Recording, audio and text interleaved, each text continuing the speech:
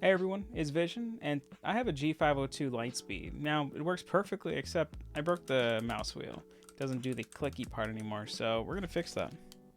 To start the repair, we're going to need the mouse. I have new skates because we're actually going to be removing these. The plastic part that actually makes contact with the mouse pad. And then also the replacement piece for the wheel, and hopefully it fits. I also have a full iFixit kit and a heat gun. And of course, Velcro tie everything. To start the disassembly process, I'm going to go into my iFixit kit and I'm going to go ahead and pull out the putty knife. This is what I'm going to be using to separate the skates from the bottom of the mouse, and I'll be using the heat gun to apply some heat so it comes off a bit easier.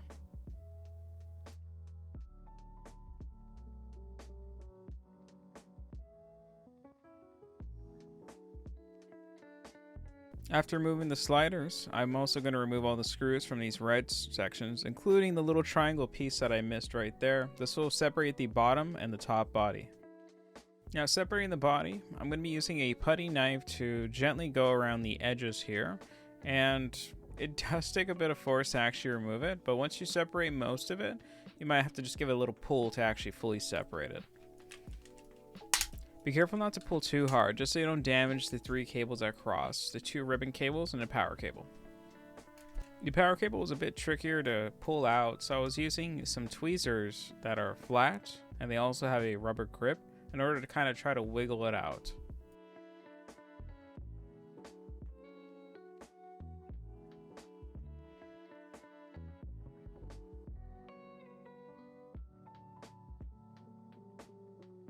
And now for the replacement piece of the wheel.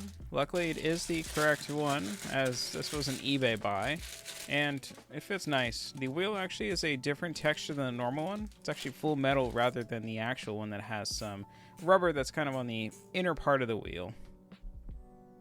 Now here are the screw locations. Now even though there's one like on the left side, there's some screws that are really deep on the side, so make sure you unscrew all of them so it can come apart. Now on the top also, when you take off one of the screws in the bottom, it'll unlock the top where you can then take out this white piece here. This is held by 3 screws, and below that another 2 screws. And after the removal of these, you can actually disassemble the top from the electronics.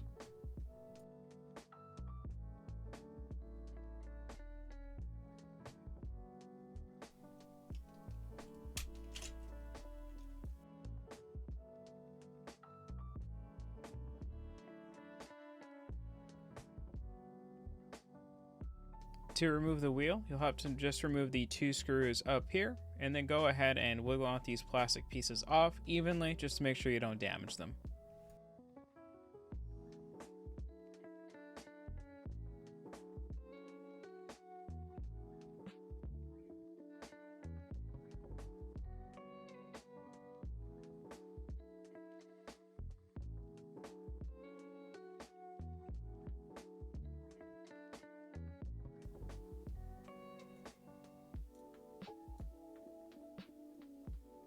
What's holding the wheel assembly in place is a piece of plastic acting as a pin. Now, this can wiggle kind of free, but I used a pick to push it straight out, and then I was able to release the assembly. Now, do note that the bottom of the wheel does hook on to the bottom, so you want to make sure when you replace the piece that you hook that on first, and then you place it on, and then reattach the pin.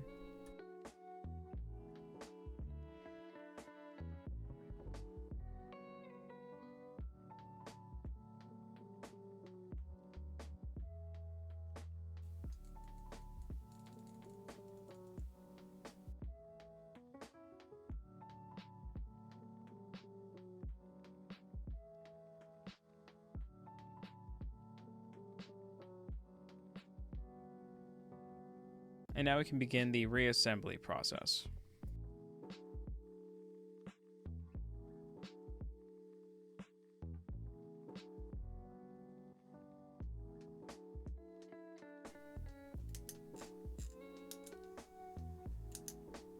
How the mechanism works is that there's a piece of metal that will actually go on the inside of the wheel and stop it.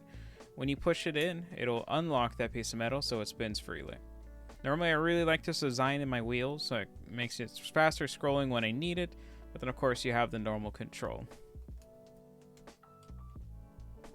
The trickiest part of the build is actually reassembling the left and right mouse buttons. You actually have to kind of align them, and then when you align them, then drop in the mechanism and start screwing everything in. Make sure you do a test fit when you start screwing some in to make sure that it actually completes the click.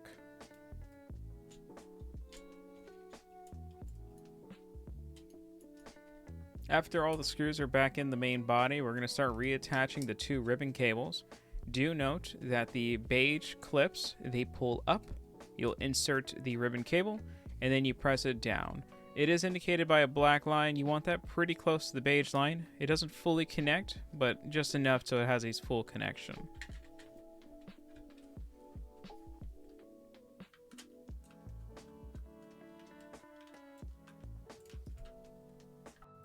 Now we're going to clean off the remaining glue residue using some Goo Gone, Q-tip, and then also my scraper just to get the remaining off.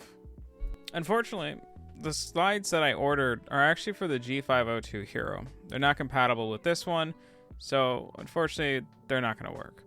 I'm going to go ahead and order a new one, but the process would just be unsticking and placing them. For now, I'm just going to go ahead and use the old slides that are on there. I'm going to go ahead and place them on there and use the heat gun to help maneuver it. Thanks for watching, everybody, for my fix for my G502 Lightspeed mouse wheel. What do you guys think? I spent $8 on this part to fix this mouse that still you can buy for $80 or $90. I do really recommend going out and looking up some forums, YouTube videos to see if the device you're trying to fix, if it's been fixed before. And 9 times out of 10, there's a forum out there waiting for you. Feel free to let me know what you guys think down in the comments below, and leave a like and subscribe. Have a great one.